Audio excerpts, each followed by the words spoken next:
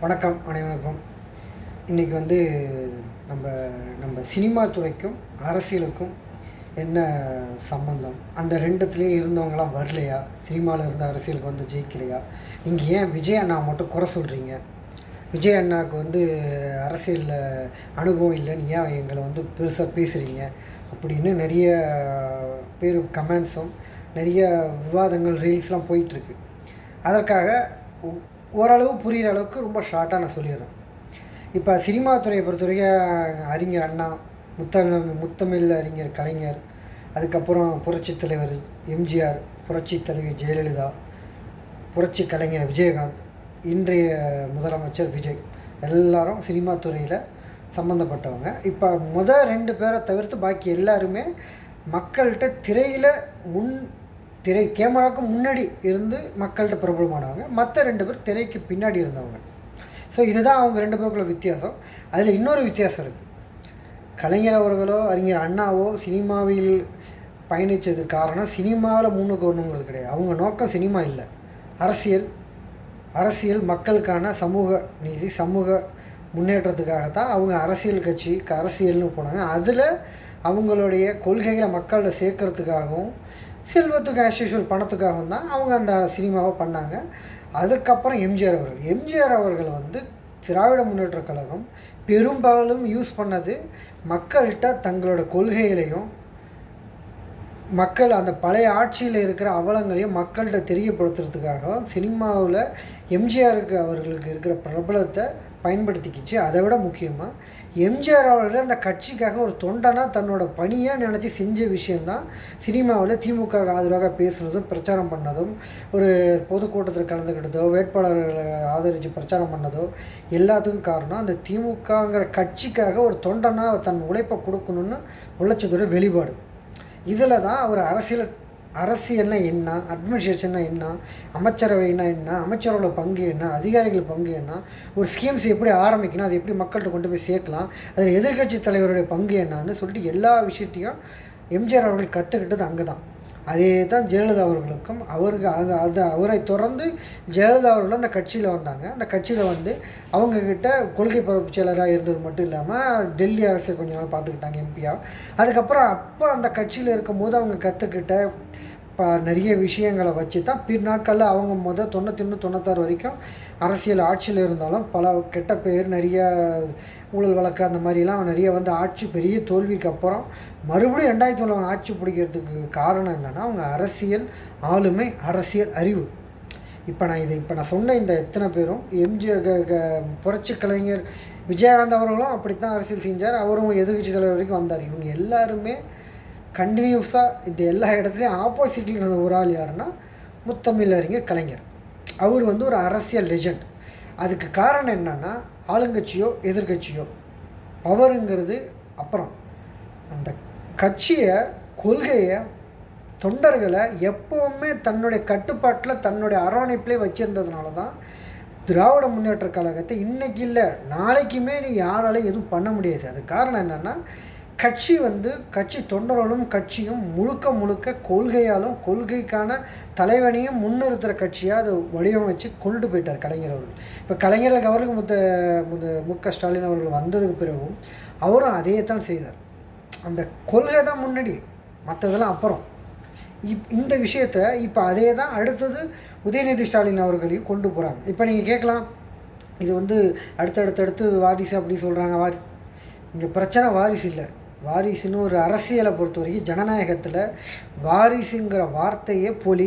அது வந்து முட்டாள்தனம், மக்களை முட்டாளாக ஏமாத்துகிற ஒரு பிரச்சாரம், பொய் பிரச்சாரம். ஆமாம், ஏன்னா மக்கள் ஜனநாயகத்தை பொறுத்த வரைக்கும் வாக்கு செலுத்தினா தான் ஒரு எம்எல்ஏ, வாக்கு செலுத்துறது எம்பி. அந்த வாக்கு செலுத்துறதுக்கு இவரை நம்ம தொகுதிக்கு எதுவும் செய்வாரா, செய்ய மாட்டாரா, இவரால் நல்லது நடக்குமா, இவரால் நம்மளை அடுத்த லெவலுக்கு கொண்டு போக முடியுமான்னு மக்கள் நம்பினா தான் ஓட்டு போடுவாங்க. ஓட்டு போட்டாலே மக்கள் அவரை தலைவராக ஏற்றுக்கிட்டது அர்த்தம். அப்படி தலைவராக ஏற்றுக்கப்பட்ட ஒருத்தர் அவர் எந்த குடும்பம் எதுலேருந்து வந்தாருங்கிறது அவசியம் கிடையாது. இப்போ ஒரு வாரிசுக்கு சீட்டு கிடைக்குது, சீட்டு கிடச்சி அவர் ஜெயிச்சுட்டு திருப்பி அடுத்த தரப்பு எலெக்ஷனில் போய் நிற்கணுன்னா அந்த தொகுதி மக்கள் ஓட்டு போடணுன்னா அவர் அந்த தொகுதிக்கு ஏதாவது செஞ்சுருந்தா மட்டும்தான் அவர் எலெக்ஷனில் போய் சீட்டு கேட்க முடியும். சீட்டு கிடைக்கிறத வேணால் வாரிசுன்னு கிடச்சிடலாம், ஆனால் அந்த சீட்டை தக்க வச்சுக்கிறதும் மக்கள்கிட்ட செல்வாக்கு பெறணும்னா அந்த தலைவர்கள் உழைக்கணும். அந்த உழைப்பு தான் ஸ்டாலின் அவர்களுக்கும் சரி, இன்றைய எதிர்க்கட்சி தலைவராக இருக்க உதயநிதி ஸ்டாலின் அவர்களுக்கும் பலமாக இருக்கும். இது அந்த கட்சியோடைய ஒரு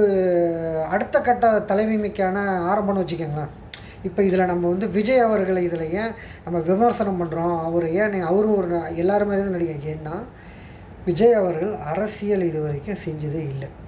அட்மினிஸ்ட்ரேஷன் லெவலில் ஏதாவது ஒர்க் பண்ணியிருக்காங்க, ஏதாவது ஒரு நிர்வாகத்தையோ இல்லை ஏதாவது ஒரு நிறுவனத்தை தலைமையின் கீழே இயங்குச்சு அப்படின்னு பார்க்க போனீங்கன்னா நமக்கு தெரிஞ்சு எதுவும் கிடையாது. அவருக்கு அது நிர்வாகத்திறன் இருக்குது இல்லைன்னு நம்ம சொல்ல மாட்டோம், ஏன்னா அது யாருக்கும் தெரியாது.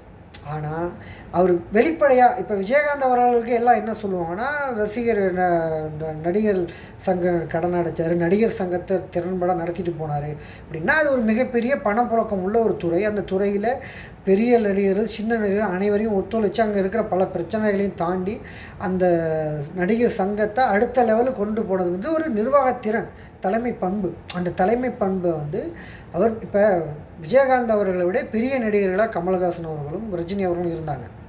அதே விஜயகாந்த் அவர்களை விட சமகாலத்தில் அந்த நேரத்தில் சத்யராஜ், சரத்குமார், இந்த மாதிரி கார்த்திக், இந்த மாதிரி நடிகர்களும் இருந்தாங்க. இப்போ அதாவது பலதரப்பட்ட அதுக்கப்புறம் இளம் நடிகர்கள் இப்போ விஜயிலேருந்து அஜித்லேருந்து எல்லா நடிகர்களுமே அந்த நேரத்தில் இருந்தாங்க. எல்லாரையும் ஒரே குடையின் கீழே ஒரு தலைமையை கட்டுப்பாட்டு கீழே வைக்கிற அளவுக்கு தலைமையை அவ்வளோ ஸ்ட்ராங்காக அவர் ஒர்க் பண்ணதுனால தான் அவர் இவர் ஒரு நல்ல தலைவனாக ஒரு நல்ல தலைமை பண்பு மிக்கிற அனைவரையும் அணைச்சி கொண்டு போகிறா இருப்பாருங்கிற ஒரு நேம் வந்தது காரணமே அந்த தலைமை பண்பு தான். அது ஏன் விஜய்கிட்ட இல்லை அப்படின்னா, இப்போ ஆட்சி நடந்துக்கிட்டு இருக்கீங்க, பார்த்துக்கிட்டு இருக்கீங்க, பவர் சென்டர் எதுவுமே இல்லை அப்படின்னு விஜய் அவர்கள் அன்றைக்கி சொன்னார்.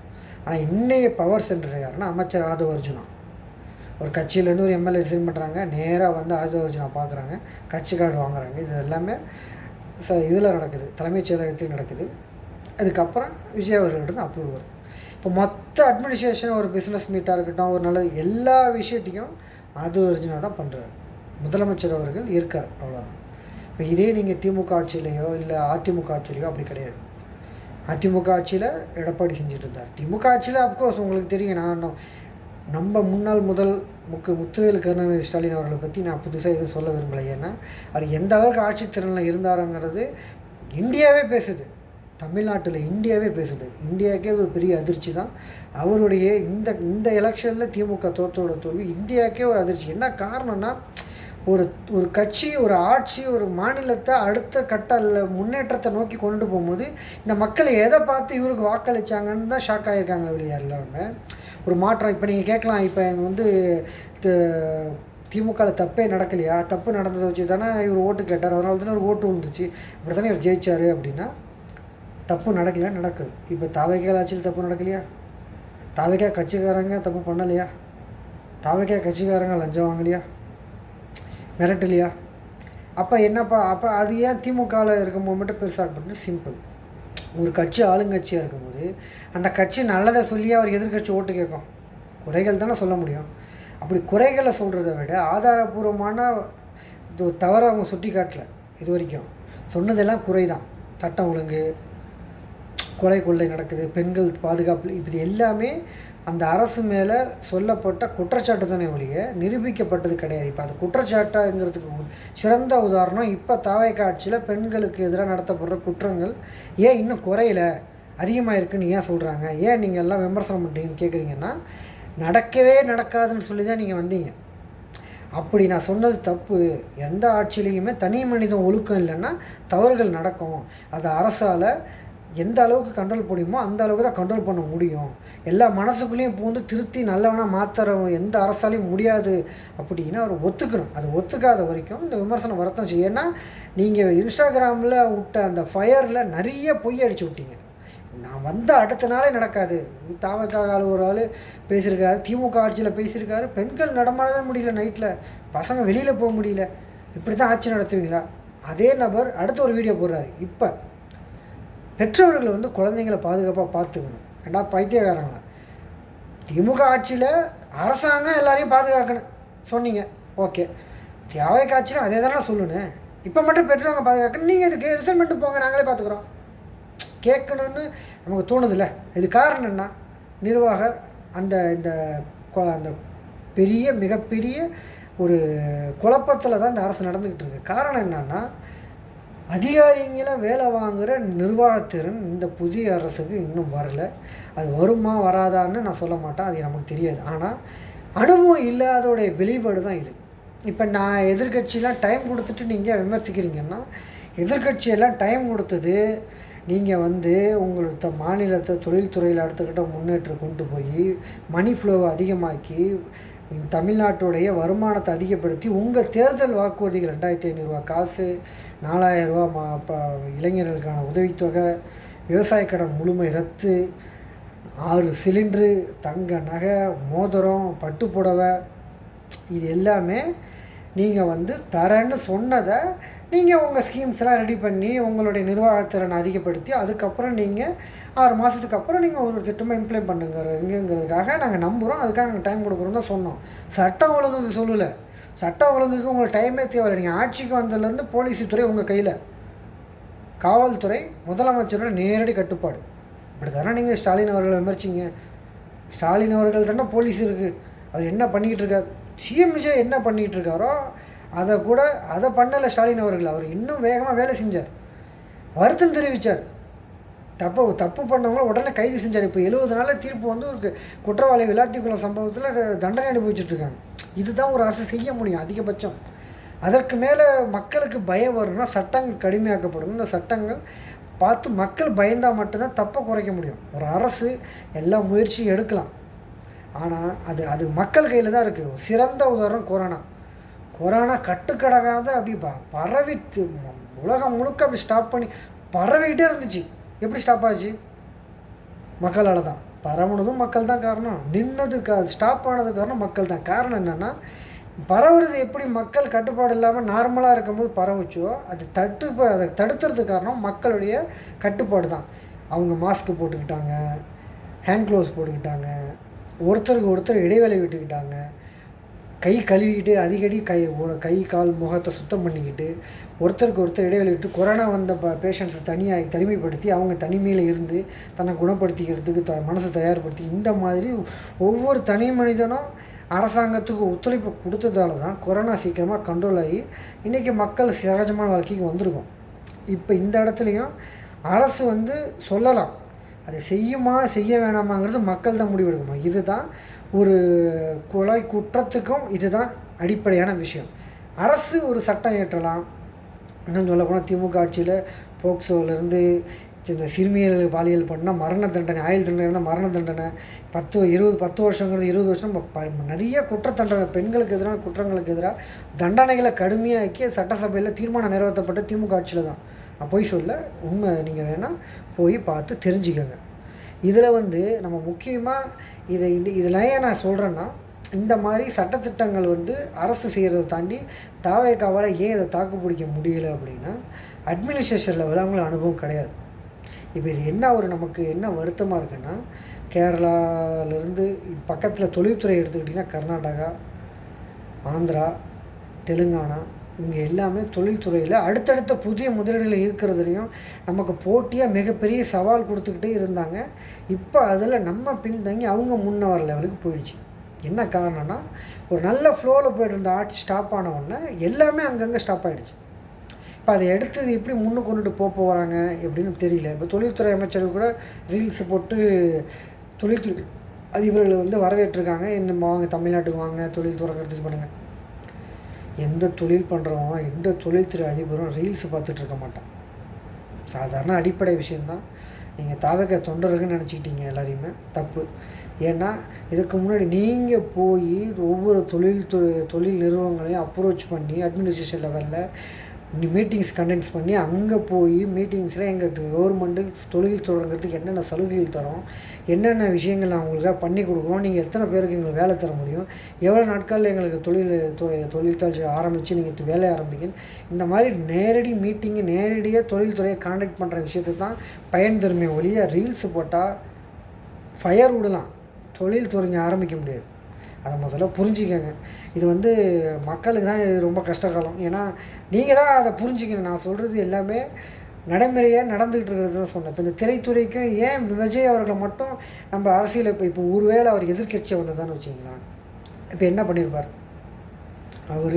அவருடைய வேலையை எதிர்க்கட்சியாக மக்களுக்கான பிரச்சனைகளை களத்து நின்று போராடி மக்களுக்காக பேசியிருந்து ஒரு 5 வருஷம் அரசியல் பண்ணியிருப்பேன். அந்த 5 வருஷத்தில் ஒவ்வொரு துறையிலையுமே என்னென்ன நடக்குது, என்னென்ன விஷயங்கள் மக்களுக்கு எதிராக நடக்கும், எப்படி அதை கேள்வி கேட்கலாம், அதுக்காக நம்ம என்னென்ன டாக்குமெண்ட்ஸை ஃபைல் பண்ணி என்னென்ன விஷயங்களை விவாதிக்கலாம், எப்படி இந்த மாதிரி சாதாரண அடிப்படை அரசியல் புரிதல் எல்லாமே அவருக்கு வந்திருக்கும்.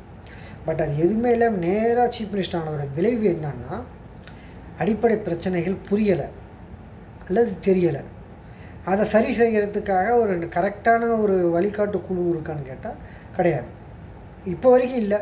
இதுக்கு மேலே இருக்குமான்னா தெரியாது. தன்னோட பயணித்த எல்லாருமே அரசியல் கொண்டுட்டு வந்து தனக்கு உதவியாளராக கொண்டு அதெல்லாம் ஓகே. பட் அவங்க யாருக்குமே அரசியல் அனுபவம் இல்லையே.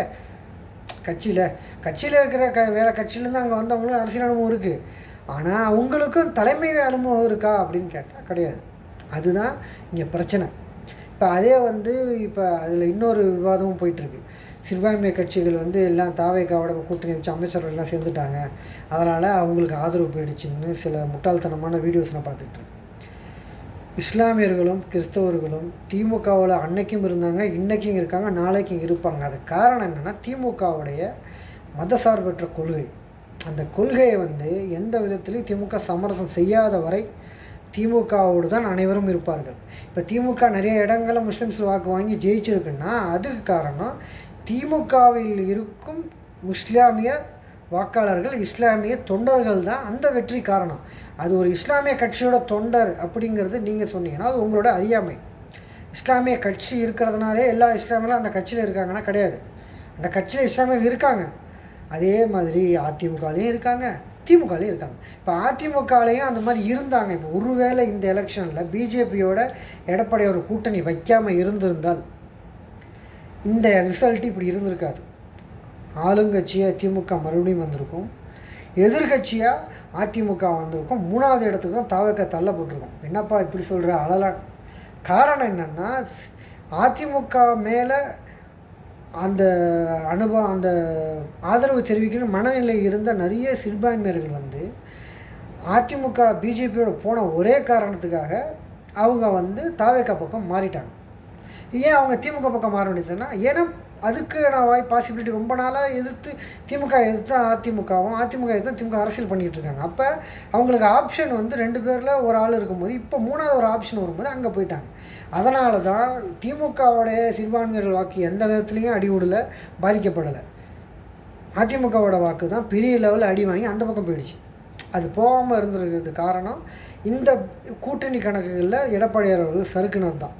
இப்போ அதனுடைய விளைவு தான் தமிழ்நாடே மிகப்பெரிய விலை கொடுத்துட்ருக்கு. இதற்கு மேலே என்ன பண்ண போகிறாங்க? அது இல்லாமல் அந்த எம்எல்ஏக்கள் ராஜினாமா பண்ணிவிட்டு திருப்பியும் அதே கட்சி மூலிமா தாவேக்கா மூலிமா அவங்க தொகுதிக்கு நிற்க போகிறாங்க அப்படின்னு நான் செய்தி கேள்விப்பட்டேன். அந்த விஷயங்கள் நடந்துச்சுன்னா எந்தெந்த தொகுதிகளில் இந்த மாதிரி மாறி போய் அந்த கட்சி மூலிமா நின்று அந்த கட்சி மூலிமா உங்கள்கிட்ட வேட்பாளராக வராங்களோ அவங்க எல்லாரையுமே மிகப்பெரிய லெவலில் தோல்விக்கு கொண்டு போனால் மட்டும்தான் நீங்கள் ஒரு தன்மானம் உள்ள தமிழர்கள்னு நீங்கள் நெஞ்ச நிமிர்த்தி சொல்லிக்கலாம். ஏன்னா இந்த இடத்துல முழுக்க பணத்துக்காகவும் பதவிக்காகவும் நடத்தப்பட்ட மிகப்பெரிய ஒரு திருட்டு வேலை தான் இந்த கட்சி மாற்றம், இந்த கட்சி ரிசைன் பண்ணுறதுக்கான வேலை.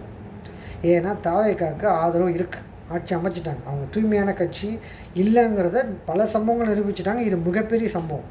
இதுக்கு முன்னாடி நடந்த எந்த கட்சியும் இந்த வேலை செஞ்சதில்லை. அதனால் யாருமே இதை மட்டும் யோசித்து வாக்களிங்க. ஓகே, வணக்கம்.